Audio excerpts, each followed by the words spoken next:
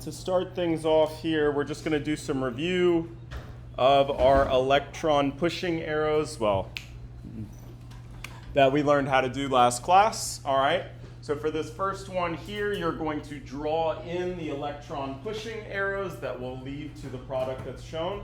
And on the second one, you're going to follow these electron pushing arrows and draw the product that would result.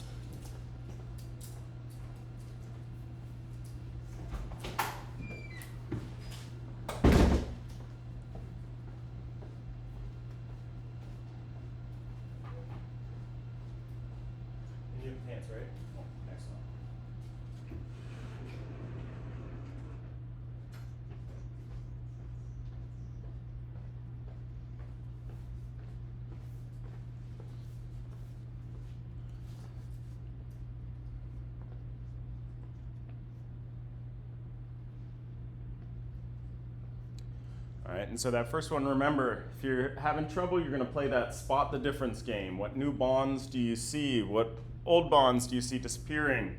Same with your lone pairs. What lone pairs appear? What lone pairs disappear, right? That's what you want to focus on. You said for the first one, draw the arrows. The arrows is what's going to be missing, yep.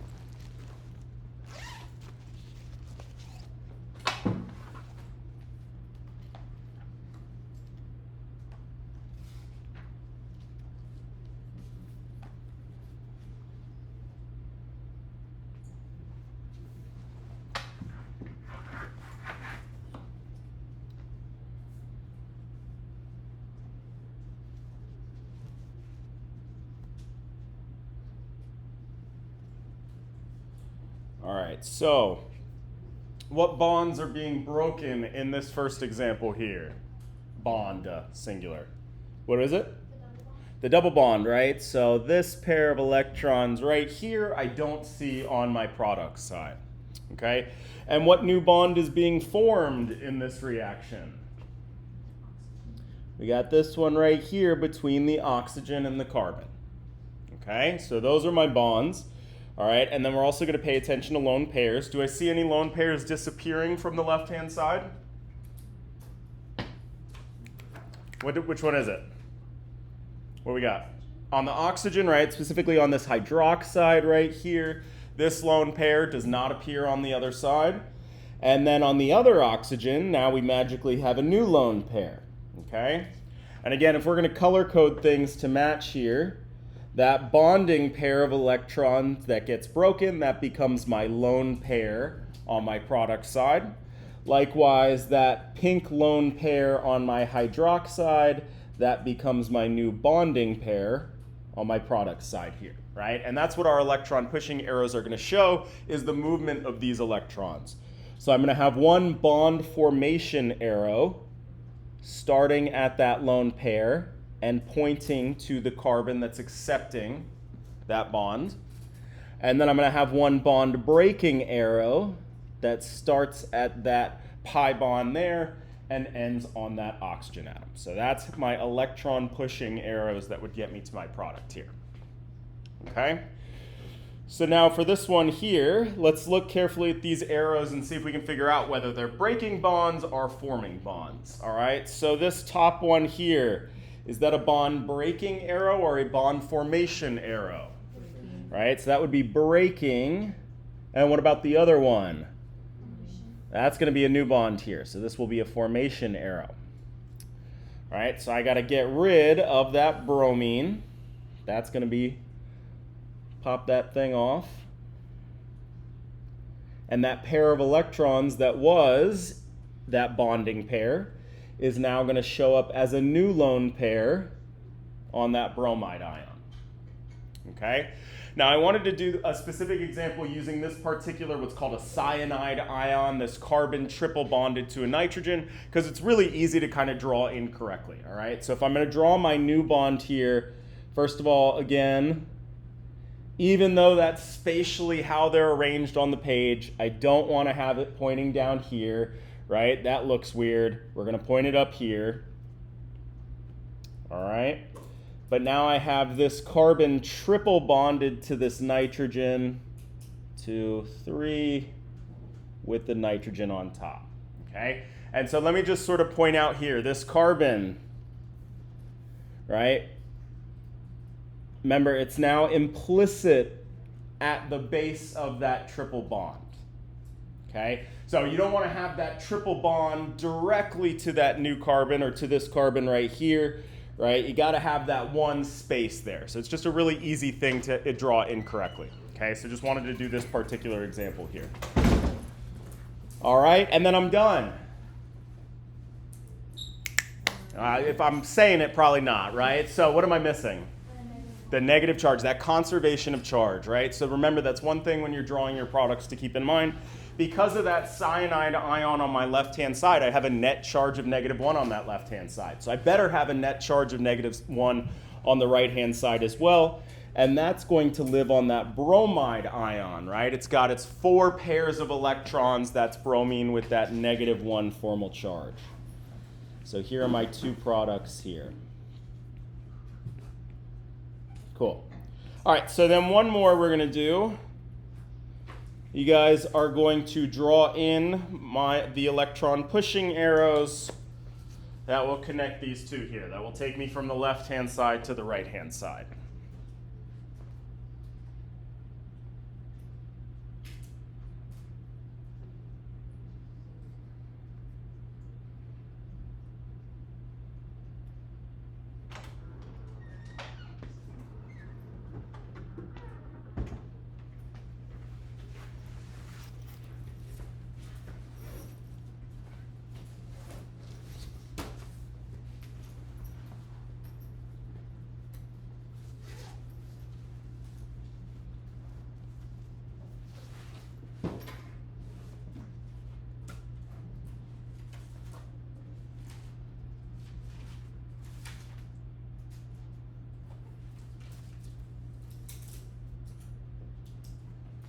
Arrows.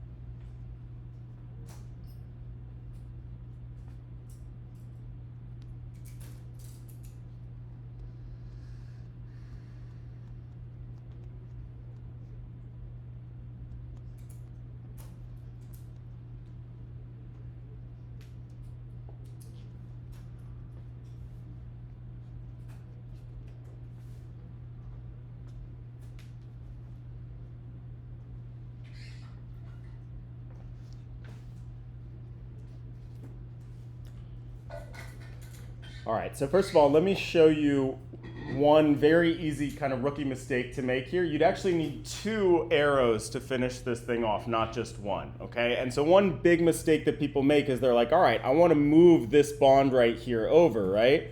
So let me just do something like that, all right? That would not give you the correct structure. And if we just look, if we just kind of imagine, we're going to pick this up and move it, we got 2 big problems here. This oxygen is left without a complete octet. This oxygen has way too many electrons, right? So that one single arrow isn't going to do it. We're going to have to make 2 jumps here. One to break this bond and put that pair of electrons on that oxygen atom, and one to bring down this pair of electrons to form a new bond with carbon. Okay? All right. If we look at these 3 examples that we did at the beginning here, that last one is actually very different than the first 2. Can anybody see why that would be? It's a resonance structure, right? So now we're not talking about a chemical reaction. We're talking about resonance structures. And that's going to be the first place that we sort of use to illustrate these electron pushing arrows, is with resonance structures. Okay, so first of all, let's just note here that I also use this different arrow in my drawing here, this double-headed arrow. This is a resonance arrow. Okay, it's not just going one way. These 2 things are true at the same time. Okay, and then these individual structures here, we got fancy terminology for. These are what are called the resonance contributors.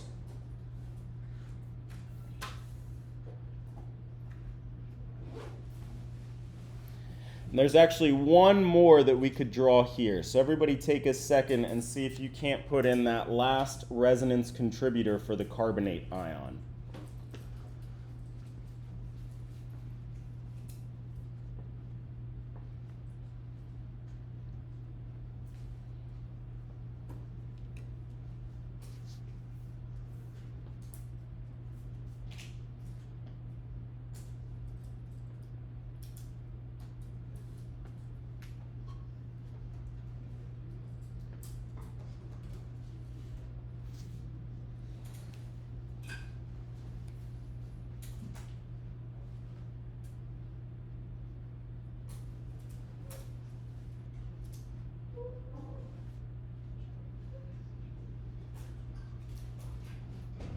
Okay, so my 3rd resonance contributor has that double bond in that 3rd position there.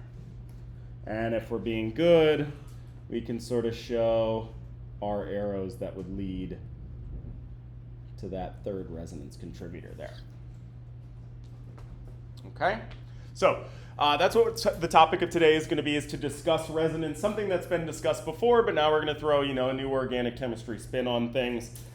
This would have been an example that you would have seen before, where it's pretty obvious to tell that there's resonance, or you would have learned to have been able to see that there's resonance, because that double bond can be in any one of those 3 positions. We're going to learn about additional patterns that we want to be able to spot resonance in today as well. Okay, but first let's just talk about this concept of resonance.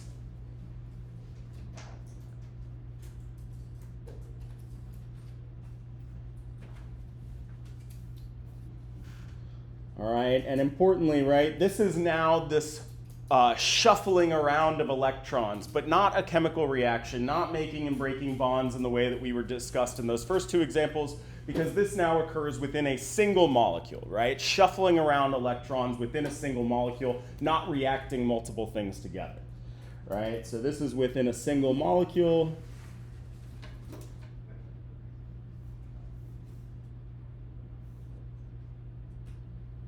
Which is importantly not a chemical reaction.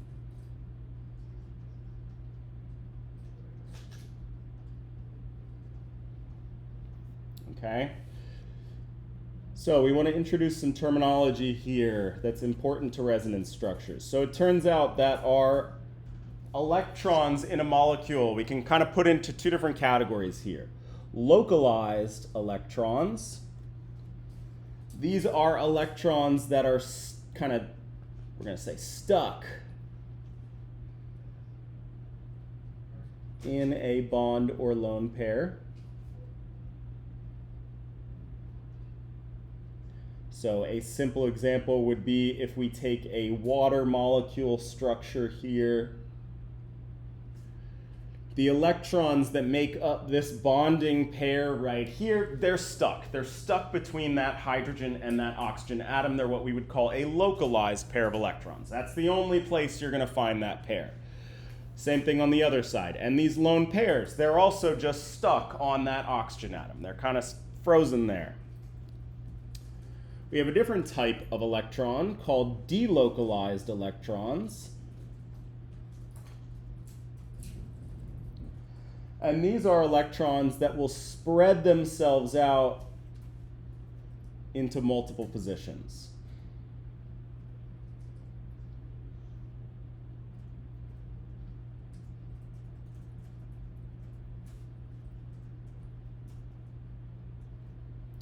These are the electrons that are important for resonance.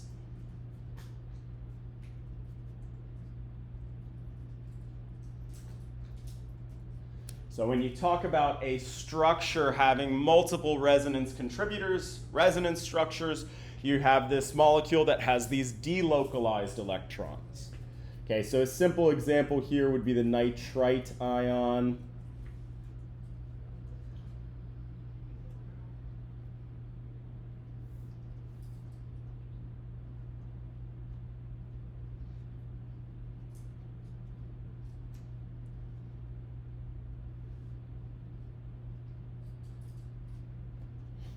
Okay, those pairs of electrons that we would pick up and grab with our electron pushing arrow, specifically these here.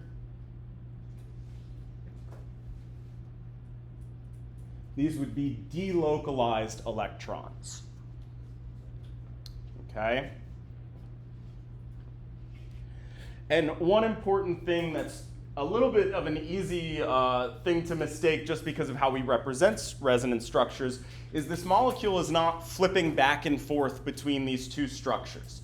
Both of them are true at the same time. Those electrons aren't flipping back and forth between these two positions. They're actually spread out and in both positions at the same time. That's why we got to draw both of these resonance structures to represent this molecule. Okay? So importantly, no one resonance contributor is correct.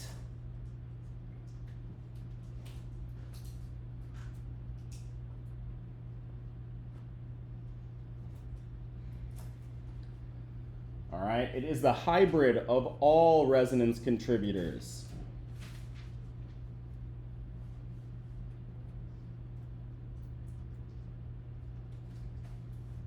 That is the true structure.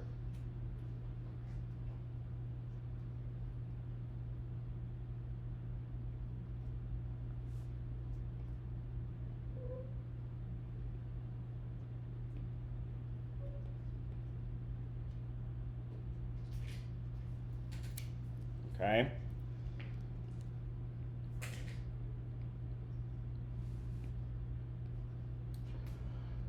Some other important things to make note about these resonance contributors. Not all resonance contributors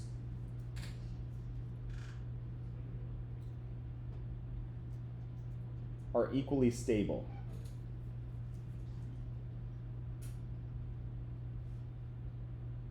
All right, in the case of the nitrite ion that we just saw, both of those are equally stable. There's not one more than the other. But we're going to see examples where that's not the case. So let's just look at one real quick. It turns out that if we take this carbon double bonded to an oxygen, a functional group we're going to see quite a lot, there is a resonance structure that's associated with this.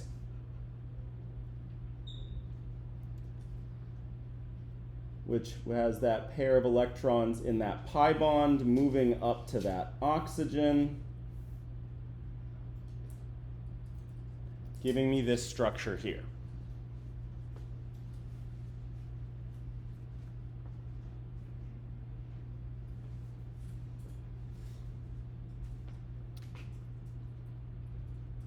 All right, and that might look a little weird, and that's because one of these contributors is way less stable than the other one. Which one do we think is more stable, the one on the left or the one on the right? The one on the left, without any formal charges, right? That's the most stable state for all atoms. The one on the right, so this one's more stable. This one's less stable. All right, but just because you're less stable, just because you're unstable, doesn't mean you're not important. And in fact, this resonance contributor here is really important for the chemistry of this molecule. And yes, that is good life advice as well, right? But yes, it turns out that the chemistry of this molecule can very much so be understood because of this resonance that exists here. All right, so even unstable contributors are still important to the chemistry of a molecule.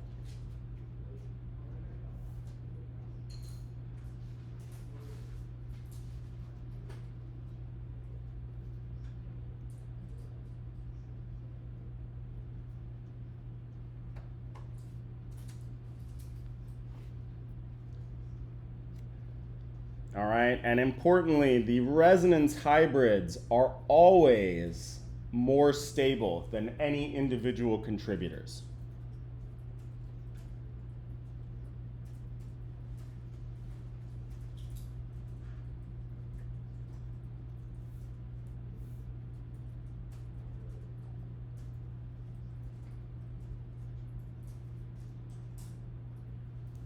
All right, and in fact, I want you to have kind of these two words tied together in your brain: resonance and stability. Okay, the multiple resonance structures indicate a degree of stability to that molecule. All right, if we just look back at our nitrate ion here, the nitrate ion is very nice and happy and stable, even with this formal charge of -1. How is that possible? Because that formal charge is spread out through those resonance structures, right? So the fact that there are multiple resonance structures that you can draw indicate higher stability. So tie those two words together in your mind: resonance and stability. Okay, so first things first, we just want to be able to kind of draw the different arrows here. Same thing that we were doing before, but now with resonance structures. So let's just do a few examples.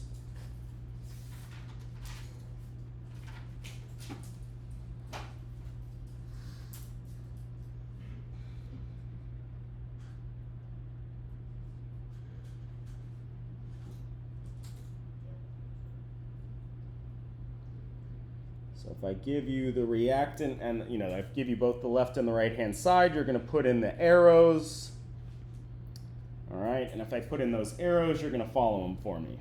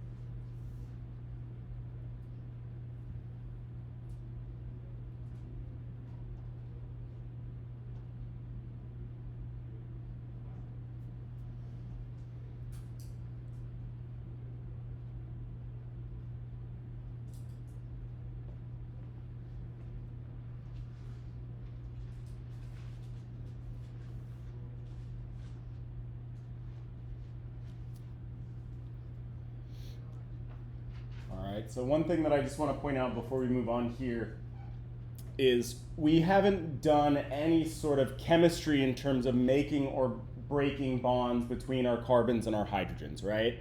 So if I look and I draw my implicit hydrogens, I got 3, there's 1 here, 1 here, and because that's a positively charged carbon, how many bonds does it have total?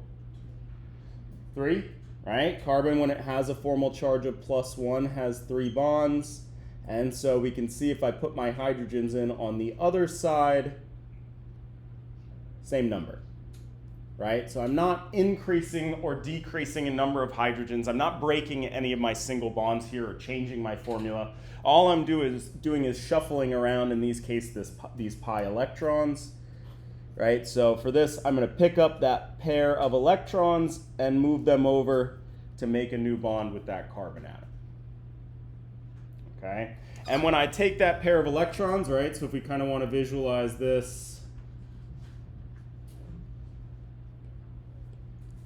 this pair of electrons right here is going to be swinging around here, right? That's going to take them away from this carbon, which is why it's left with a positive charge.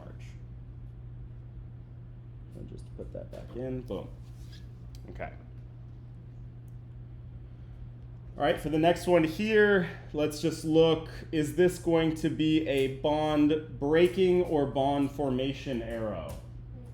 So this one is going to break that pi bond. And what about this one here? So this is going to form a new bond. So now I'm going to have a double bond between my carbons. And that oxygen will just have a single bond and 3 lone pairs. So I'm going to have to give it that negative charge, right? And again, conservation of charges. I had a negative charge on the left. I got to have a negative charge on the right. Okay, cool. So, awesome. Just like we learned how to do before, right? If we're given 2 structures, we can bridge the gap with those electron pushing arrows. If we're given a structure with the arrows, we can follow it. That's no different than what we were doing before, okay? But for these resonance structures, we got to kick it up a notch. We got to learn a little something else. What we're going to learn how to do is if I just gave you a molecule like this, no arrows, you want to be able to put in all that additional information, the additional resonance contributor, as well as those electron pushing arrows. So what we're going to do is we're going to work on spotting patterns that we see over and over again with molecules that have resonance structures. Okay, so don't look. Let me reset this slide. All right, we got these 5 categories here of types of molecules that will exhibit resonance structures. All right, and I'm going to make y'all a deal. There is going to be a point at the beginning of the 2nd semester where we spend an entire chapter talking about these conjugated pi bonds. So we're going to save these for later. All about kicking the can down the road when appropriate. All right, so we're going to focus on recognizing those other 4 categories here. Okay, so first let's learn a little terminology. We see this is called an allylic lone pair. What the heck does that mean? All right. If we have a double bond, a molecule with a double bond in it, so let me just draw an example.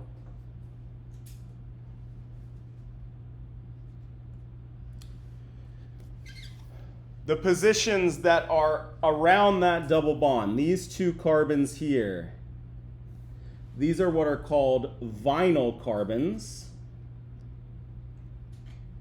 Right, so the carbons that are involved in the double bond are called the vinyl positions. Okay, but those positions that are 1 removed from a double bond, we call allylic positions. Right, so allylic is like a next door neighbor to a double bond.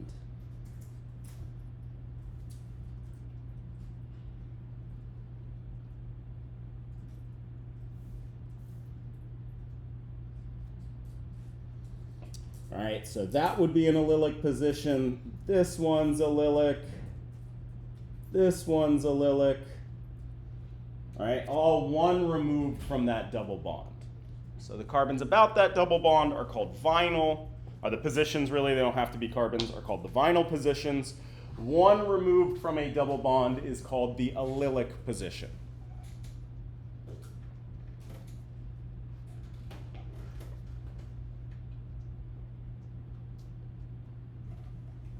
Okay.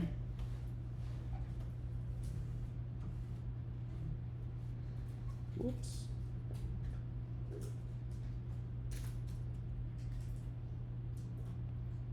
All right, so our first pattern that we want to be able to spy of molecules that exhibit resonance is if we have a lone pair in that allylic position. All right, so in this case, I have an oxygen in that allylic position, right? It's one removed from that double bond, and that oxygen has a lone pair, right? So if we have a lone pair in an allylic position, that molecule will exhibit resonance. Now, I grabbed this from the textbook, and this is where me and the textbook have a lot of beef. Does anybody see what's wrong with these arrows here? It's pointing to the bond, all right? And they do this with resonance, and it drives me and everybody else in the chemistry department nuts because electrons are not attracted to other electrons. That's not how your arrows are supposed to be put in. So we really want to make extra special sure that when we draw our arrows, they are always pointed at the atoms. Okay, they have this when you see double bonds. It's a lazy way of doing it. That's why I like to have your homework system where I can write the problems in, because I'm going to make sure that they are all corresponding to that. All of your arrowheads end at an atom. What's up? So how do you know that the double bond is going to go to the oxygen instead of like the bottom thing one, or like the first carbon? Say that again? If it's pointed to the central carbon, how do you know which way the double bond is going to point? If it's pointed at the central carbon, so this would be the structure, you know, without these arrows here, would be what you're given, right? Yeah.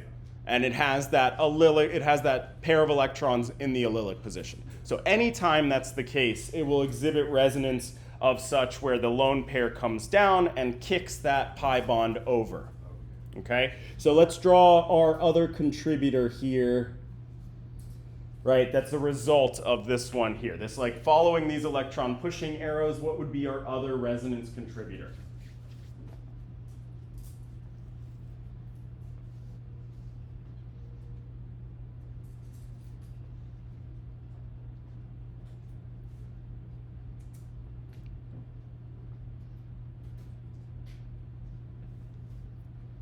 All right, I don't know if that answered your question, but show me what you mean after class. Okay.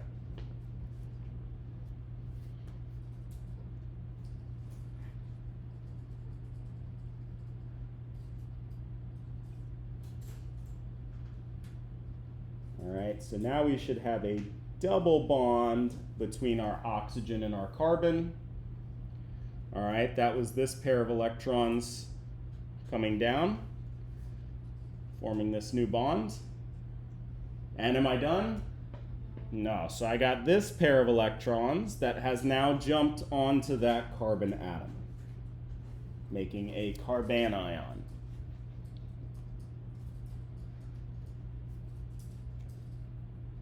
Okay, and notice that my resonance contributor is also, my second resonance contributor is also an allylic lone pair of electrons, right? So these things are, you know, bouncing back and forth is again not correct. They're true at one time, but again, both of them follow that same pattern, right? So I could go back the other direction using my electron pushing arrows as follows. All right, so if we have a lone pair in the allylic position, we will have this type of resonance pattern here. We're also going to see that structures that have a positive charge in the allylic position also exhibit resonance. All right, so our second category here is when we have that positive charge in an allylic position.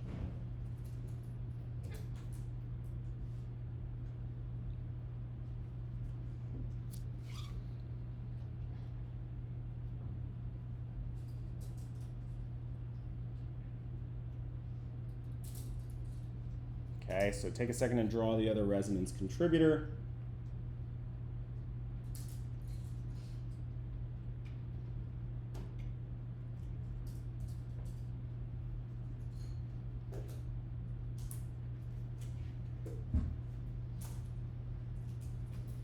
All right, and so effectively what we've done is we moved our pi bond, and that also has the effect of moving that positive charge.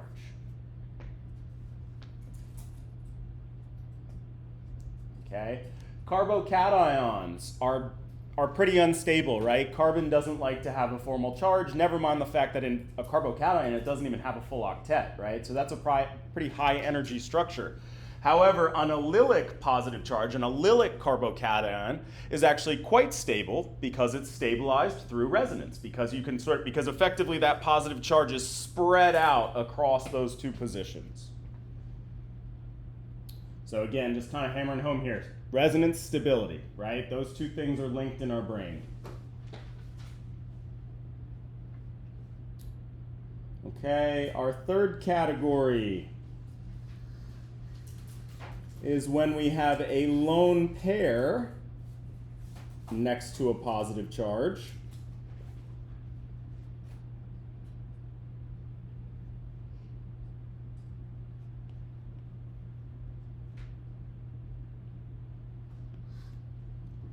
All right, and again, we're going to correct this textbook sloppiness.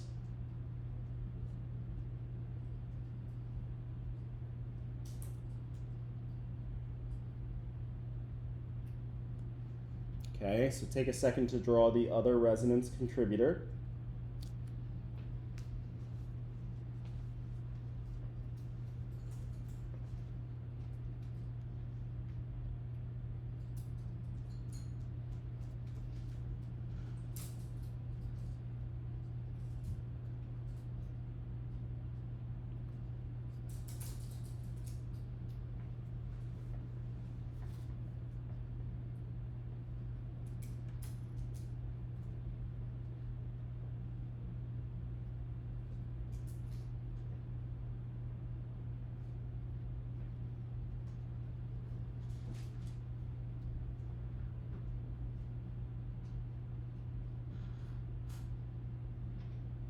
Okay, so that pair of electrons came down and formed this new bond. So now my oxygen is left with 3 bonds and 1 lone pair, which means what do I need to finish this out? That positive charge. Okay, so now let me just point out here, for these first two, when I drew my resonance contributor, right, I started out with a structure that had an allylic lone pair. I drew its resonance contributor that also had an allylic lone pair. Well, that's not going to work. Right? Same category. When I had this allylic positive charge, I drew its resonance contributor. My other resonance contributor had an allylic positive charge, right? So given either of these, I'd be able to spy what the other one should be.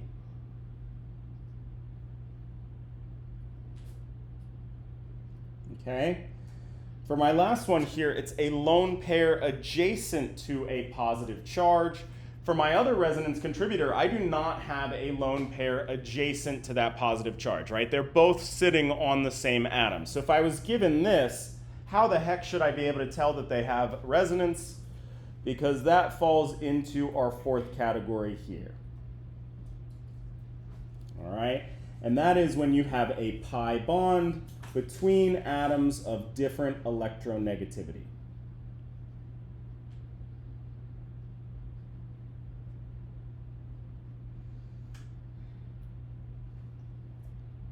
All right, so my last category is going to be the inverse of our lone pair adjacent to a positive charge.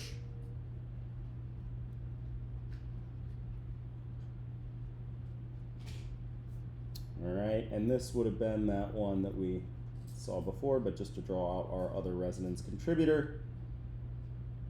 Now my oxygen has that lone pair, giving it a negative formal charge, and my carbon got its electron snatched away from it, so it has that positive charge.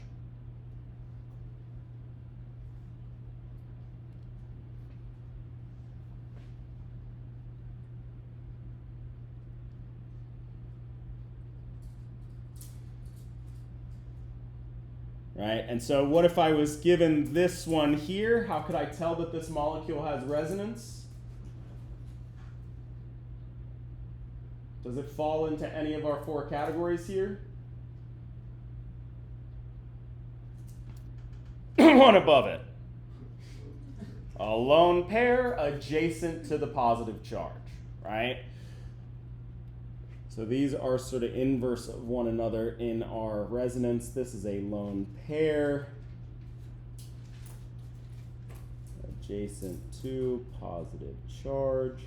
Likewise, when I drew my resonance contributor for a lone pair adjacent to a positive charge, I got this pi bond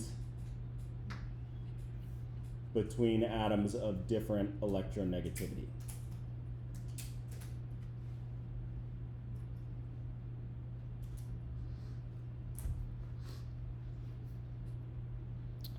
Okay, so real quick, let's take a second and rewind in our mind what the heck electronegativity is. Okay, electronegativity is an atom's ability to pull electron density onto itself within a covalent bond. Okay, so remember, a covalent bond is the what of electrons? What's that word you have tied in your mind with covalent?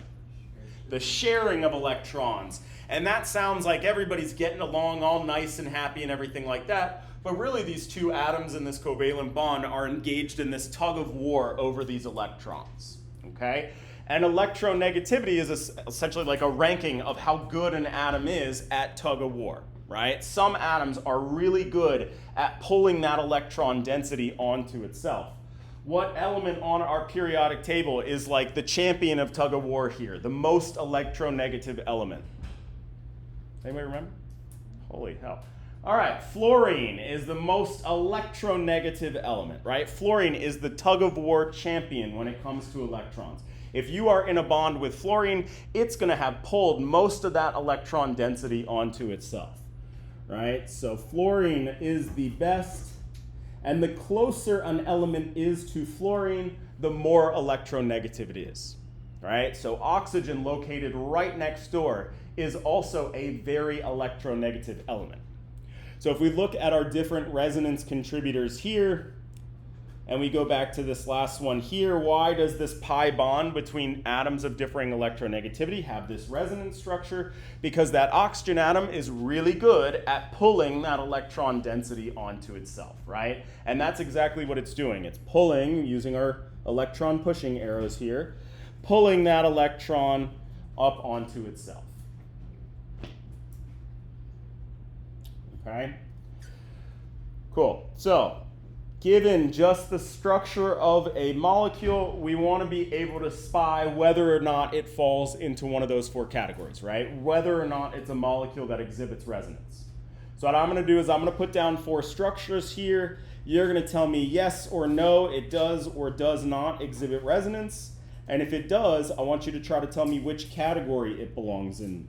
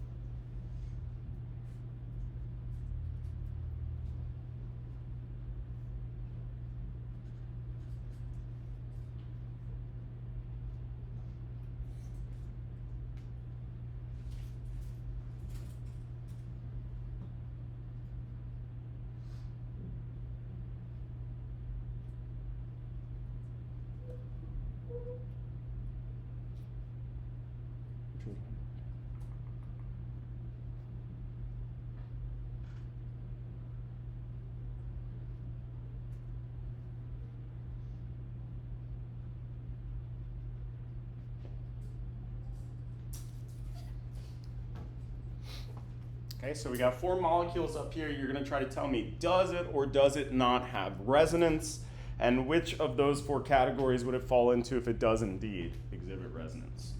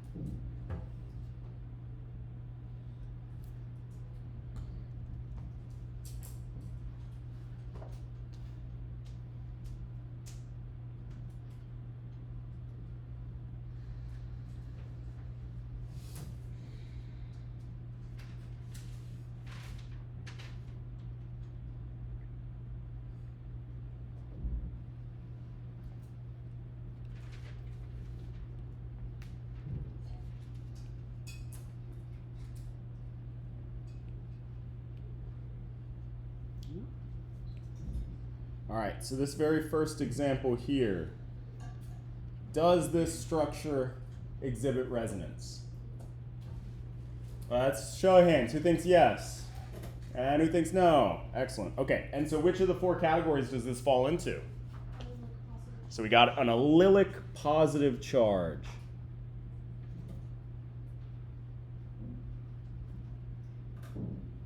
Awesome. What about this next one here? Who thinks yes, it's got resonance? Who thinks no, it doesn't have resonance? Okay, great, it does. And which of our 4 categories would this one be? Yes, so this is not an allylic lone pair, right? This lone pair is in the vinyl position, so it's not going to be that allylic lone pair, but it is a pi bond between atoms of differing electronegativity. Right? Nitrogen and carbon, different electronegativity.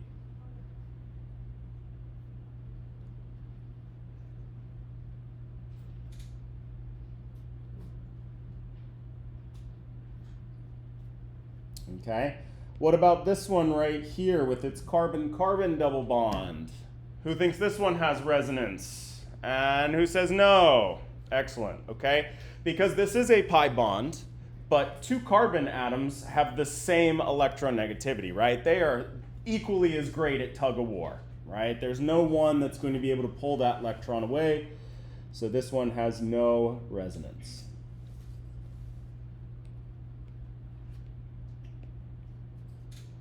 Okay, and now what about this 4th structure here? Does this one have resonance? And which category would that be? So this one is a lone pair in that allylic position, right? One removed from that double bond.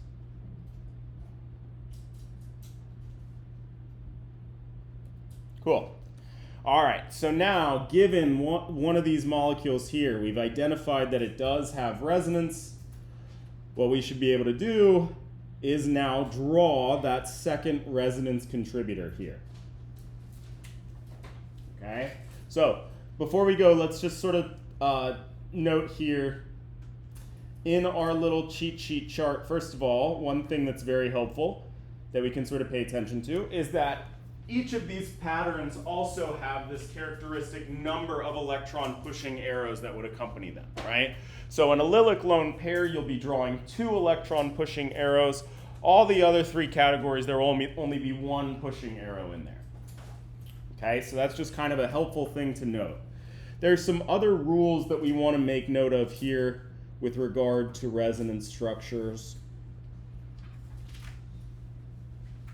The rules of resonance here. Okay, and we talked a little bit about this before, but importantly, the only thing that you're shuffling around are lone pairs and pi bonds. There are no sigma bonds, no single bonds that get broken when we're talking about resonance structures, right? Different from chemical reactions where we're making and breaking sigma bonds all the time. For resonance structures, there are no sigma bonds broken.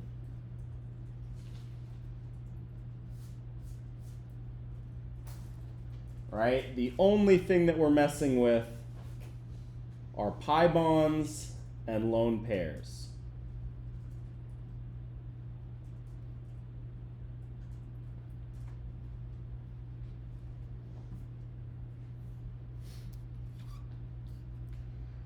All right, and then the other thing to keep in mind, and this is just kind of a rule that's we've seen over and over again, is the octet rule. Just keep in mind, we do not want to violate the octet rule.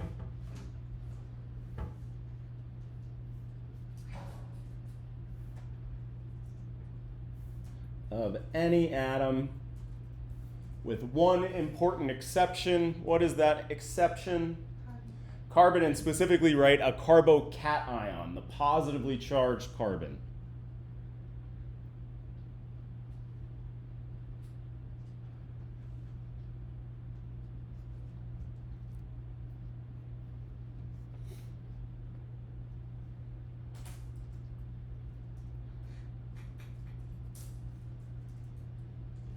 All right, so let's try to do 2 of these here.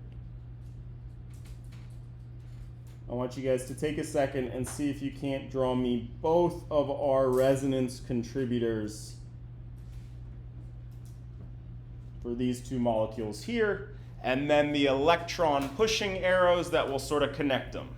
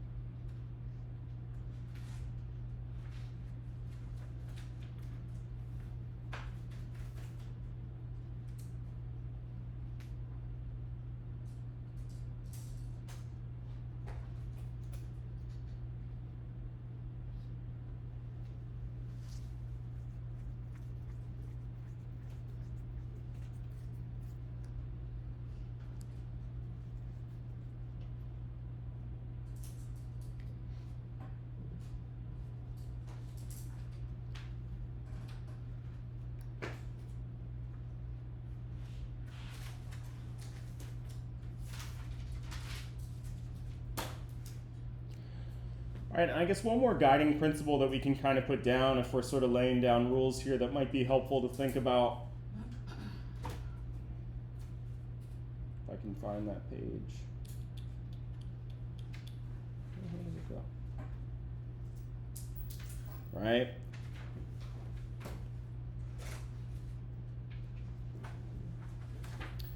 Is simply that electrons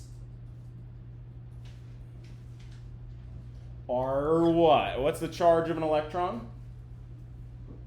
Negatively charged, right? So that means they're going to be attracted to positive charges. And that's something that we see a lot with our resonance structures, is a pair of electrons jumping their way towards a positive charge, right? So just keep in mind, electrons are attracted to positive charges.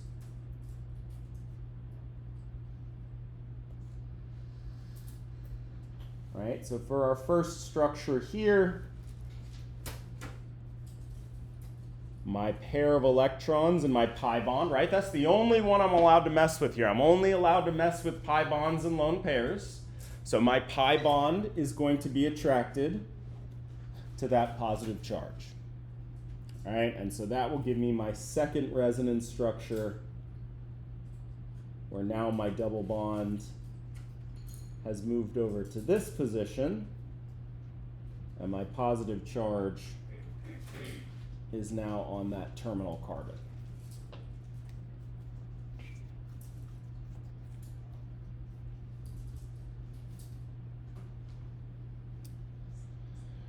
Okay, so for this one, we got it falls into this category of a pi bond between atoms of different electronegativity. All right, and importantly, which one is the more electronegative of those two atoms, the nitrogen or the carbon? Nitrogen. Right, which one's closer to fluorine, right? And so that's the one that's going to steal that pair of electrons. In this game of tug of war, okay, this pair of electrons is being drawn to that nitrogen. So now my nitrogen's got two lone pairs. Okay, how do I have to finish out this structure? Charges, right? And so that nitrogen should have what charge with its two bonds and two lone pairs? Negative. And then I'm done? No, so remember, carbons are kind of the hardest one to spot, in part because we have these implicit hydrogens, so it's hard to count bonds. The other thing you want to convince yourselves of is this carbon was perfectly happy with its complete octet, and then somebody came along and snatched that pair of electrons away from it, right? So that carbon is left with a positive charge.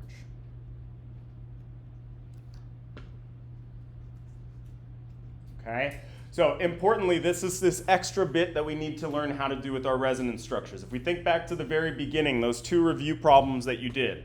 The one, I gave you the start point and the end point, and you drew in the arrows, right? It was all about sort of just drawing in those arrows that matched everything. The other one was about following the arrows.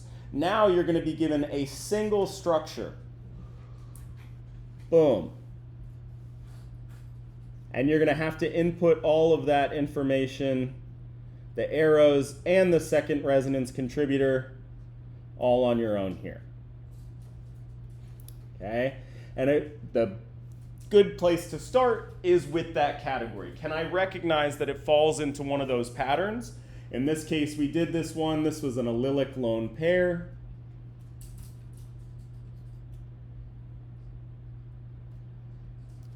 All right, and so take a second and draw me my other resonance contributor for this here.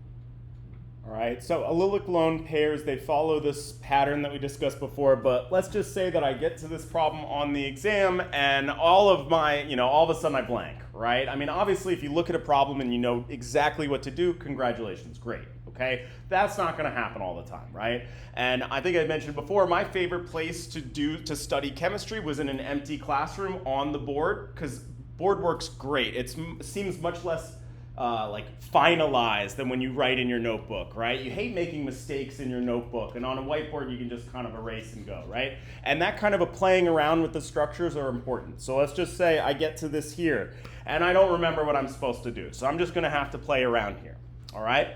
I remember I can only mess with my lone pairs and my pi bonds. So let's say that I try to do something like this. How can I tell that this is not gonna work out for me? Right? If I draw my resulting structure here,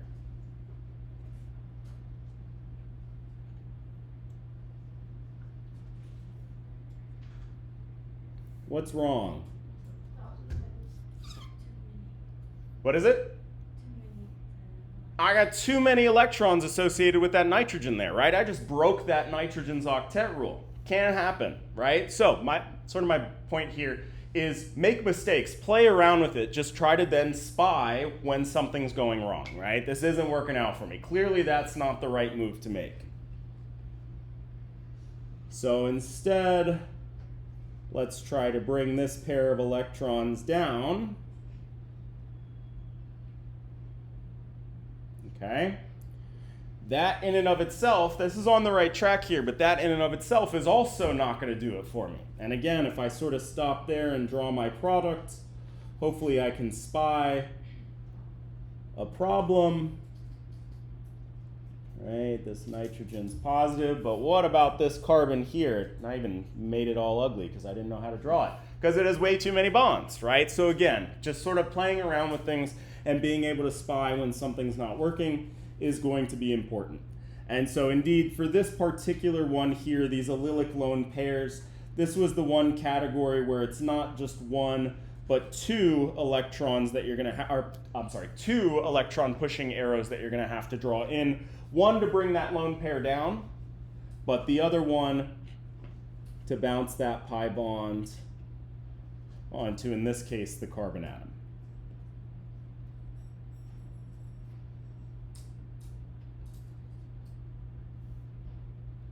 Okay, and again, charges will be tricky here.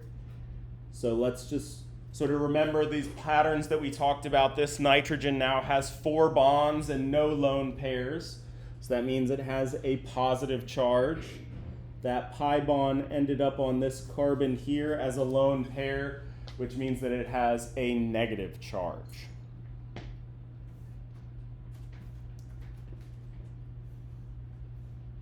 Okay? All right, and then just to kind of hammer this home here, so from scratch, I want you to tell me whether or not this molecule has resonance, what category it would fall into, and if it does have resonance, you're going to draw the resonance contributor and its electron pushing arrows, right? So everything I could ask you in a problem regarding resonance structures.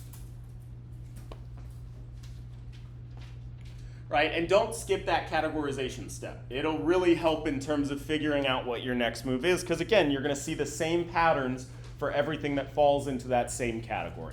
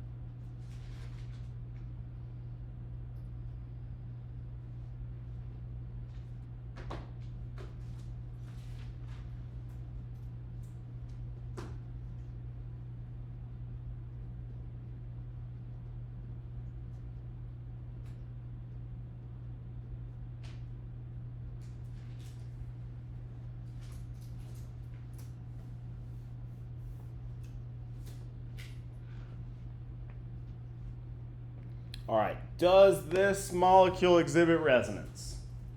And which category does it fall into?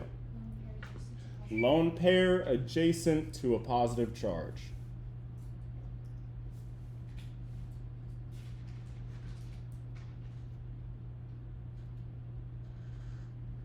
Okay. All right, and again, if we just remember our rules for resonance, the only thing I'm allowed to mess with are lone pairs and pi bonds. So I know I'm going to be only messing with that lone pair on that. There's really not much I could do here. But the other thing that we can remember is lone pairs like positive charges, right? Because they're made of electrons. So my other resonance contributor here would be dropping down that pair of electrons, forming a carbon-oxygen double bond.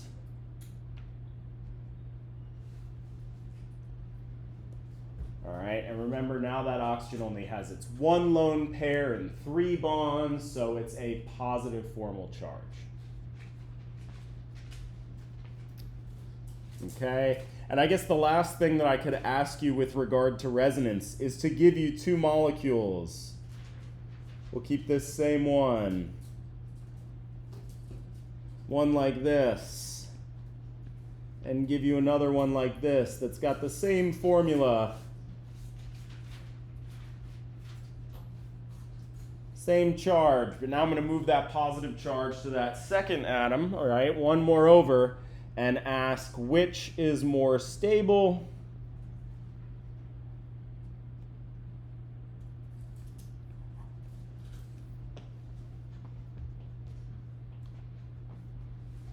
Anybody tell me? Why the first one? Because it's a resonance. Because it's got those multiple resonance contributors, right? If you can draw multiple resonance contributors, that means stability. This positive charge right here, it's too far away to interact with that lone pair. This second structure does not have resonance. So, right, just by the fact alone that there's no resonance here and resonance over here, and again, we have synonymous with us resonance and stability. And this is what we're going to see over and over again. Molecules do not like to have formal charges. That is something that is inherently unstable. What makes that more palatable, what makes that more favorable, is having multiple resonance structures to stabilize that charge. Cool.